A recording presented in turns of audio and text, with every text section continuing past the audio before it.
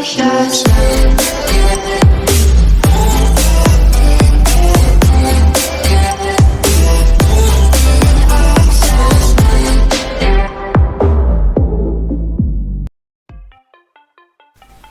Assalamualaikum warahmatullahi wabarakatuh.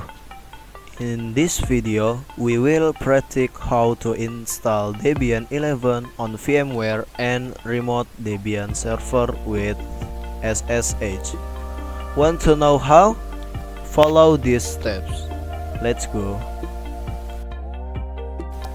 The first step is to open VMware. Then create new virtual machine. Wizard will appear. Select the customer advanced the next. Next, choose the virtual machine hardware that we have. For example, here we choose the most recent hardware version. And then next. Select I will install the operating system later, so that we can install Debian 11 later. Next. Then in this section we select the Linux option. After that the version selects Debian 11. Next. In this section we can change the name of the virtual machine. For example, here we name it free, and if you want to change the location of the file to be saved, select browse then specify.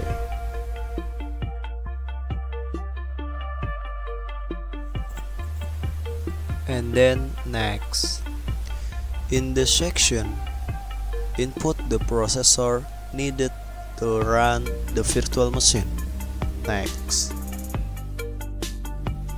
The next, specify the RAM used by Debian, because there are provisions from the teacher. Enter the size according to the provision, then select next. In the section, use a host-only network so that during the Debian installation process there is no need to download unnecessary resources so as to shorten the time. Next. Then for the next step, we choose recommend. Next. And next. This section is the size used or provided to install Debian 11. Because there is practical requirement from the teacher, then enter the size according to the provision, namely 75 GB. Then click next. Then select browse if you want to move these files. Next. This is a summary of the creation of the virtual machine. Click finish. Next, we need to add the ISO file from Debian 11. How to select CD, DVD, SATA? Select the Use Image File option. Then select Browse and search for the ISO file from Debian 11. If it's okay, and run the virtual machine. Wait until the loading process is complete. After that, put the cursor into the virtual machine by left-clicking the virtual machine. In the GNU group section, select Install using the arrow keys. Select the language that will be used for the installation process. Here we will use English. Then select Enter. And then select the time area that match our original position. For example, here we choose the location of Indonesia. Click Other. Click Asia. And click Indonesia. Just choose according to preference. Here we will use the United States. Enter. Next, determine the keyboard layout needed. For example, we ask KMAP American English. Enter.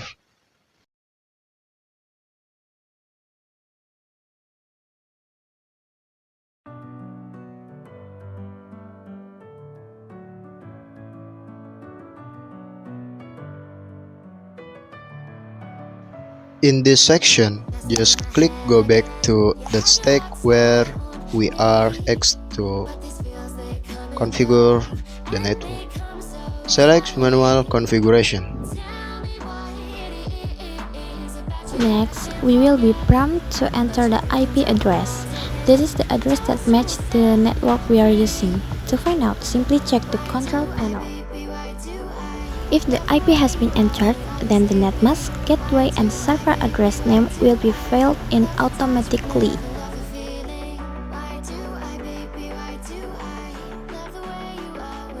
Just enter the hostname as you want, and we will use that our system identity. Then click Continue. Enter the domain name according to your preference in this section. For example, we will use sophie.com. Enter the root password, which should be made up of 8 digits. It's a good idea to combine this with lowercase letters, capital letters, number, and symbol. Then you should re-enter the password to verify. Give the full name of yours. Enter the username. Username cannot use capital letter, but they can still be combined with number. Kindly enter the password one more time, but in this time, we will use for username.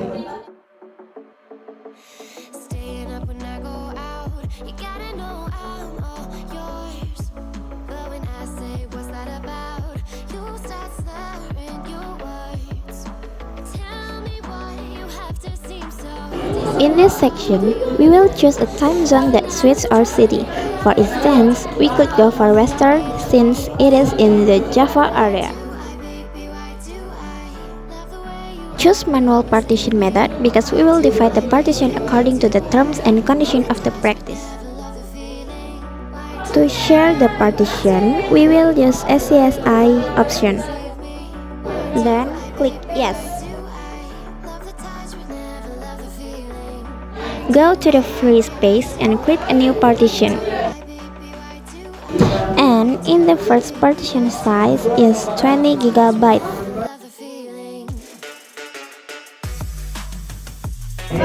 And select the primary partition type.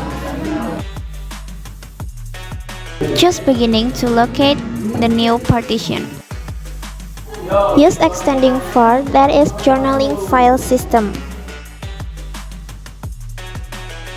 Let's do the same for the next partition, which we are going to use 4 GB of swap area with a logical partition type.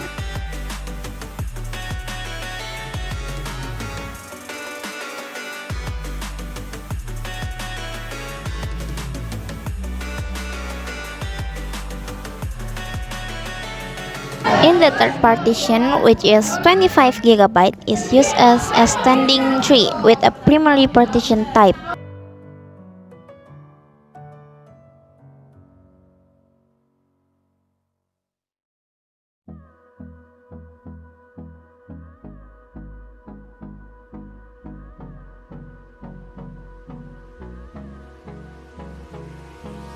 Hold me close till I get up.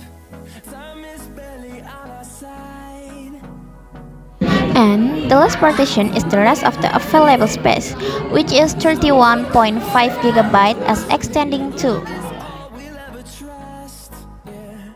No, I don't wanna waste what's left. And on we'll go. Through the wastelands, through the highways, till my shadow turns to sun rays. If all of partition are ready, click Finish Partition and save change to the disk. And this is the information from the partition we created earlier. If you're ready to go, just click Yes.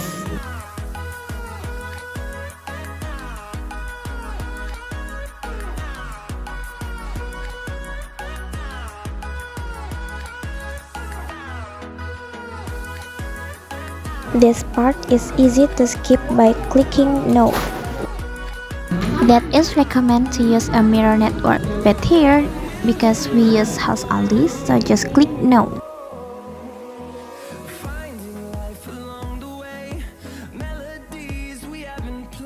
And this one too, we will skip by click No. Then we got to choose what system software we want to install. We will go with the standard system utilities to choose. Just click space and a star will pop up. We'll go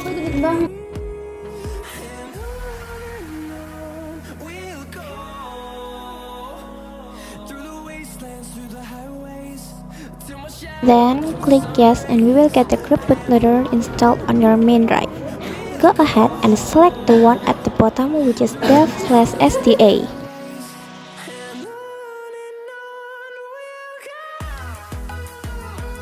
Yay! That is a great news. The installation process is complete. Now just click continue and you will be booted up to our fantastic new system. And now we're almost there. We're about to enter the Debian GNU command line page. First, let's enter the username that we created earlier. Then, let's enter the password for that user. Type su to enter root mode. And finally, we will enter the password for root. Use the command IP add to find out whether the IP we entered before has been requested.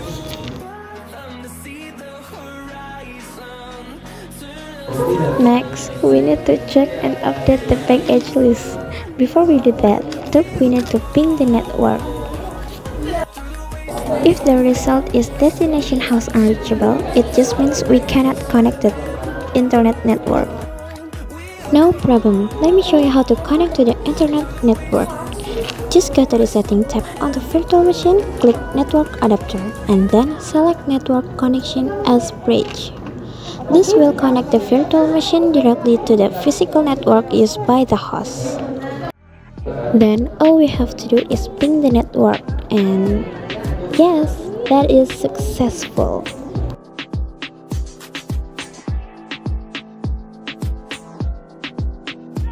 apt update to check and update the package list. This command doesn't install update package, but it makes sure that the list of package available on the system is up to date. Now simply type apt install ssh. If there is question like this, just click yes. Don't worry, if the screen appears like this, go to the settings page. Then in the CD or DVD section, make sure it's connected. Back to the line command and click enter again. And the install process is complete. Once you've got SSH up and running, the next thing you need to do is open the PuTTY. To get started, enter the IP address we previously determined on the Debian server. We're going to use SSH to connect remotely, then click open to enter the CLI.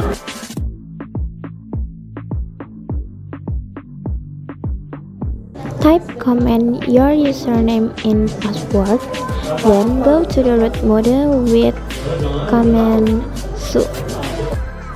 We successfully installed the Debian server and remote SSH with PuTTY. Now let's try pinging Google, and success, we can ping it and it is connected. Thank you for watching.